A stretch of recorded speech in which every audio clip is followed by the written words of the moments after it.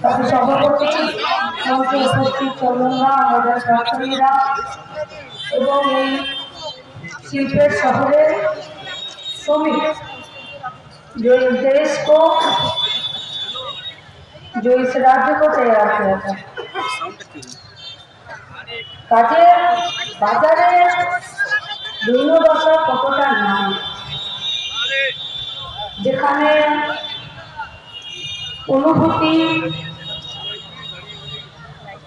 Feelings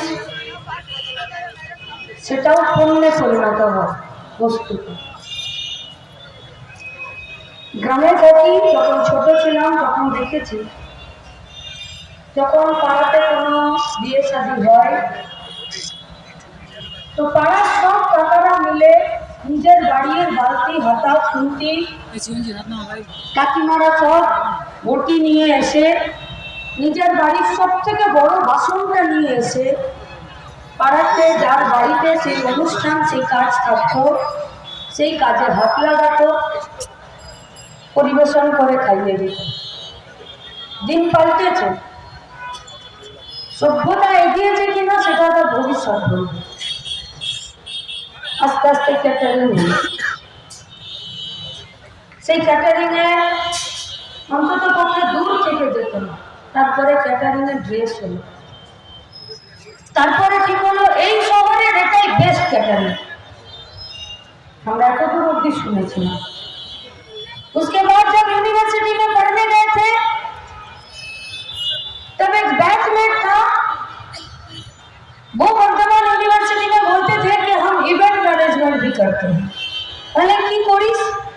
बोले विभिन्न कॉलेजे, विभिन्न हॉस्टेले, विभिन्न मेसे विभिन्न प्रोग्राम হয়, সেই ইভেন্টগুলোকে আমরা ম্যানেজমেন্ট করি। বাড়ি থেকে দূরে আছি, ইউনিভার্সিটিতে পড়ছি, নিজেদের হাত খরচের টাকা বেরিয়ে যায়। বলো কি করিস? বলে ফুল, বেলুন, এটা সেটা, কার্পেট, গ্লাস, কোল্ড ড্রিঙ্কস, খাবার দাবার এগুলো দোকান থেকে নিয়ে আসি। একজন আমাদেরকে দেয় যে তোমরা আমার এই ইভেন্টটা ম্যানেজ করে দাও, আমরা করে দিই, মাঝখানের একটু টাকা হয় সেটা দিয়ে আমার চলে যায়। যৌবনকে পার হয়ে দিবালিকায় শেষের দিকে যখন এসেছি তখন কানে এলো যে গোটা কলকাতার আশেপাশে চত্বর, যে চত্বরগুলো আস্তে আস্তে বৃদ্ধাশ্রমে পরিণত হচ্ছে। क्योंकि इस राज्य की मिट्टी में ना तो कल है, ना तो कारखाना है, ना तो काम है, ना तो रोजगार है, और जो कुछ भी था वो बंद होने के कगार पर है। আর যারা মেধা তারা হয় কলকাতার রাস্তায় বসে থাকে, মেলে নিজের চুল ফুল দিয়ে নামিয়ে দেয় সরকারের প্রতি এক রাত ঘৃণা ছুড়ে দিয়ে, আর নইলে বাইরের রাজ্যে, বাইরের দেশে পড়তে চলে যায়। দেখলাম এক অবাক করা ইভেন্ট কলকাতার আশেপাশে চলছে। 25,000 টাকা প্যাকেজ। কি করে 25,000 টাকা প্যাকেজে? বয়স্ক বাবা, বয়স্ক মা মরে গেছে,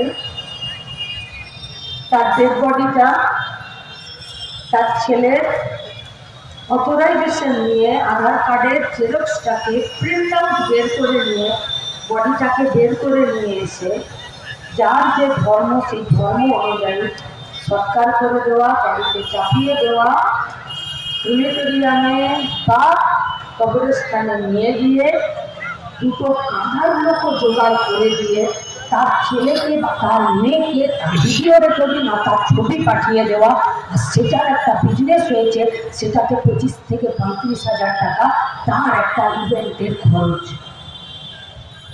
আমরা ঠিক দিকে যাচ্ছি? এমএ পাস করা, পিএইচডি করা ছেলে মেয়েরা লাশ কাটার ঘরে প্রেমের চাকরি পাওয়ার জন্য ফর্ম ফিল আপ করছে। আইটি পাস করা ছেলেরা বন সহায়ক দপ্তরে হাতি টানানোর জন্য ফর্ম ফিল আপ করছে। ইঞ্জিনিয়ারিং এর ডিগ্রি পাস করা ছেলেগুলো গ্রাম সহায়কের কাজ করার জন্য ফর্ম ফিল আপ করছে। আর যে শহরে আজকে আমাদের সভা, সেই শহরে একটার পর একটা চিঠি মিলে নিজেদের ভাত ঘরকে ঠিক রাখার জন্য মালিকের কাছে যারা দালালি করে সেই দালালদের বিরুদ্ধে জানকবুল লড়াই করছে। মাথাটা তুলে আমরা সেই শ্রমিকদেরকে আর সেই বেকার ছেলে মেয়েদেরকে বলছি, আসুন এক মাঠে সবাই সমবেত হয়ে গোটা রাজ্যের বুকে গরিব খেটে খাওয়া মেহনতি সাধারণ মানুষের এবং যৌবনের হাতে কাজ তুলে দেওয়ার দাবিতে আমরা লড়াই করি। হেঁটেছি 45টা দিন ধরে, আজকে 46তম দিন। উত্তরে গোর্খা কমতাপুরীদের লড়াই, রাজ্যকে ভাগ করে দেবার জন্য কমরেডরা লড়ছেন, সাধারণ মানুষ লড়ছেন। একদিকে পেটে খাবারের জন্য, একদিকে হাতে কাজের জন্য, একদিকে যারা এই কর্পোরেটের সাথে দালালি করে রাজ্যটাকে ভাগ করে দিতে চাইছে, সেই অশুভ শক্তি যারা হাতে অস্ত্র তুলে নিয়ে পার্টি অফিসের ভেতরে ঢুকিয়ে আমাদের কমরেডদের মাথার ঘিলুটাকে এক পিস্তলের গুলিতে বার করে দিচ্ছে, তাদের বিরুদ্ধে লড়ছে। ঝাড়গ্রাম, পশ্চিম মেদিনীপুর, পুরুলিয়া, বাঁকুড়া কমরেডরা লড়ছে মাওবাদীদের বিরুদ্ধে। এখনো সেক্রেটারিয়েট মেম্বার কৃষ্ণপদ টুডু, তাকেও মাওবাদীরা গুলি করলো। রায়পুর, তালডাংরাতে এখনো পর্যন্ত থানার বাইরে থেকে শুরু করে পঞ্চায়েতের অফিসের বাইরে এবং বামপন্থীদের শক্ত ঘাটিগুলোতে এখনো মাওবাদীদের পোস্টার পড়ছে। কাছে আয়া এলো, এরা তো সব চাকরি বাকরি আর বাড়ি ঘর নিয়ে সব তো তৃণমূলের নেতা হয়ে গেছিল। তাহলে কি তৃণমূলের পায়ের নিচে জমির ভিড় আবার বামপন্থীরা খসিয়ে দিল? তার জন্য এরা আবার ফলন থেকে বেরোচ্ছে।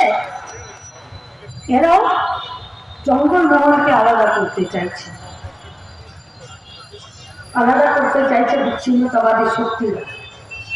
তাই যত শ্রমিকদের উপরে অত্যাচার, কারখানা বন্ধ, কাজের জায়গা কমে আসবে, তত গোটা রাজ্যে বিচ্ছিন্নতাবাদী, উগ্র, দেশাত্মবোধ, মেকি জাতীয়তাবাদের সমস্ত রকম শক্তি নিজেদের আপোষে আবার এক জায়গায় আসবে। যেমন 2011 আগে এই গোটা পশ্চিমবঙ্গের মাটিতে ওরা এসেছিল বাইরের ফান্ডিং নিয়ে, এক অংশের মিডিয়াকে নিয়ে, আর ভারতী ঘোষের মতন দালাল আইপিএস অফিসারদেরকে নিয়ে, আর এসে নিয়ে পশ্চিমবঙ্গের মাটিতে আইএসএফের নেতৃত্বে চাষ করেছিল, যে চাষের ফসলের লাভ হয়েছিল মমতা ব্যানার্জি, আর গোটা রাজ্যে শিল্পের লাশ ফেলে দিয়েছিল। আর সেই লাশ পচে আজকে দুর্গন্ধ বেরোচ্ছে। এই লাশ আমাদেরকে পরিষ্কার করতেই হবে। এই লাশ পরিষ্কার না করলে কারখানা হবে না, কাজ হবে না। তাই আপনাদের কাছে আমাদের আবেদন, ইনসাফ যাত্রায় ইনসাফ আমার, ইনসাফ আপনার, ইনসাফ প্রতিবাদের, ইনসাফ সাহসের, ইনসাফ বেঁচে থাকার, ইনসাফ ভাত কাপড়ের আর মাথায় ছাদের দাবিতে। তাই কারখানা বাঁচানোর লড়াই, শ্রমিক বাঁচানোর লড়াই, দেশ বাঁচানোর লড়াই, কাজের জায়গা বাঁচানোর লড়াইয়ে 7 জানুয়ারি আরো একবার হালি শহরের সাথে দেখা হবে এই আশা রেখে আপনাদের সবাইকে অভিনন্দন জানিয়ে আমার কথা শেষ করছি। ইনকালাব জিন্দাবাদ, ডিওয়াইএফআই জিন্দাবাদ।